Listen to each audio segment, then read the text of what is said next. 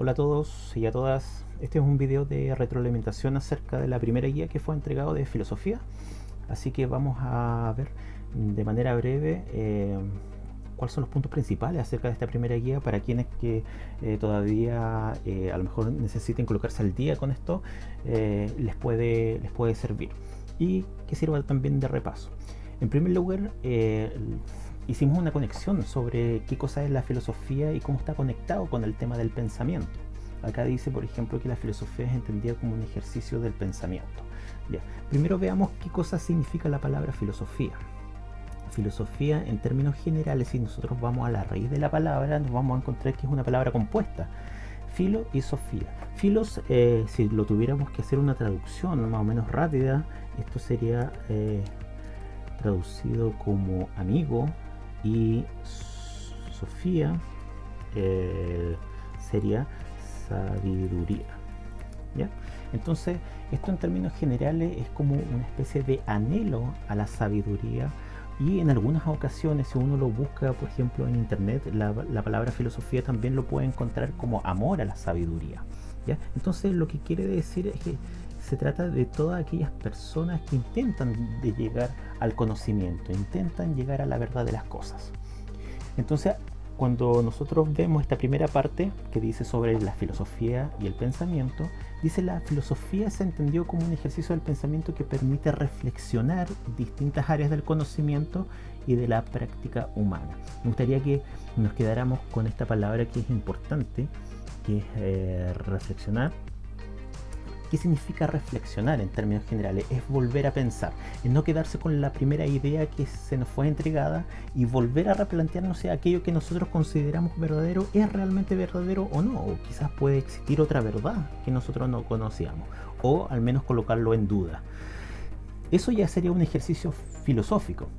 Eh, como la filosofía es un área tan extensa, se tiene que dividir también en distintas áreas. Algunas de las áreas más conocidas son las siguientes, los que aparecen acá. Por ejemplo, lo voy a ir subrayando para que se tenga un poco más de noción. Epistemología dice que es el estudio del conocimiento.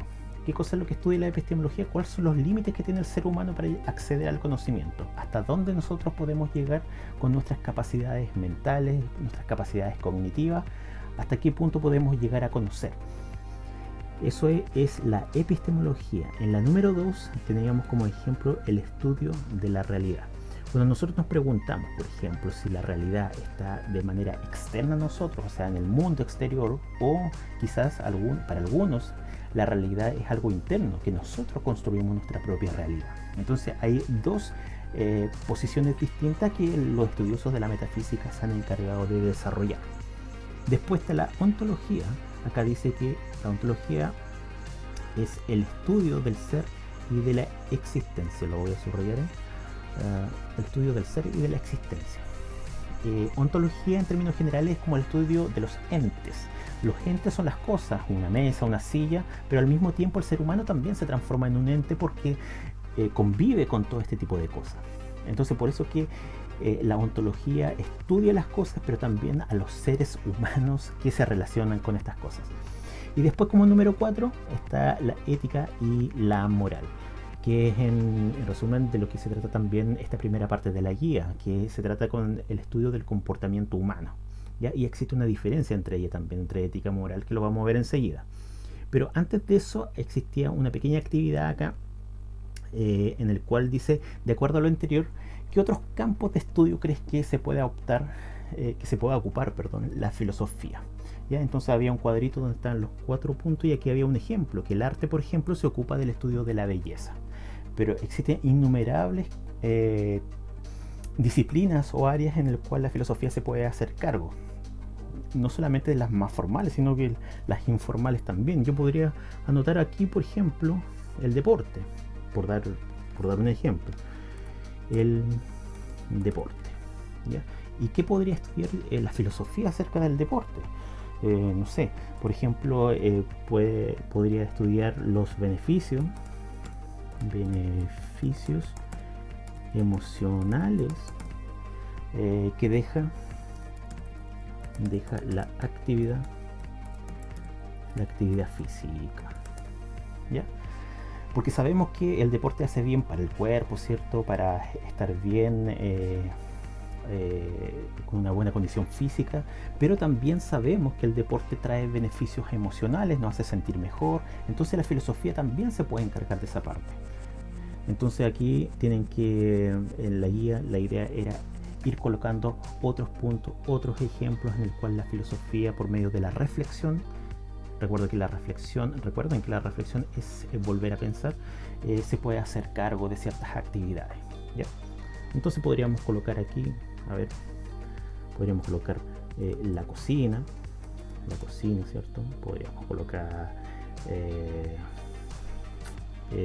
la música, podríamos colocar caminar también. Entonces no necesariamente tiene que ser como cosas tan estrictamente elaboradas, sino cualquier cosa en realidad que tenga, que se puede llevar a la reflexión, tiene que ver con filosofía. Después dice la diferencia entre ética y moral. Yo acá lo subrayé porque aquí en este cuadrito dejé establecido cuáles eran esas diferencias. La ética tiene que ver con la reflexión de una acción. Cuando yo estoy reflexionando acerca del comportamiento humano, estoy haciendo un ejercicio ético. Y cuando yo estoy realizando una acción, estoy haciendo un ejercicio moral. Esa es la diferencia. Entonces aquí hay un ejemplo. Dice, botar plástico a la basura es malo para el medio ambiente. Como yo estoy diciendo que es algo malo, entonces es algo ético porque lo estoy pensando, lo estoy reflexionando. Pero ¿qué pasaría si es que yo quiero llevar esto a la práctica? A un hecho concreto, a una acción. Entonces coloco un ejemplo de una acción. Entonces, ¿qué acción sería? Dice, reutilizar el plástico en mis trabajos de arte para disminuir el impacto medioambiental. Ahí estoy haciendo una acción.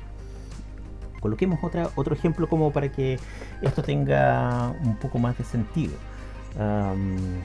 Yo podría, desde el punto de vista del racismo, por ejemplo, yo podría colocar, no debemos permitir racismo en nuestro país.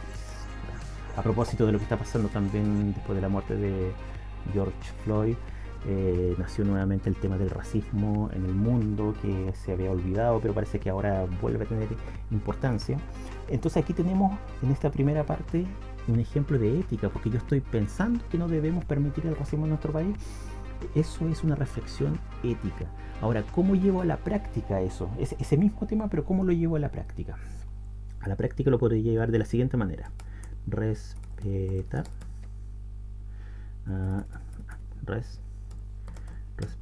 a los inmigrantes.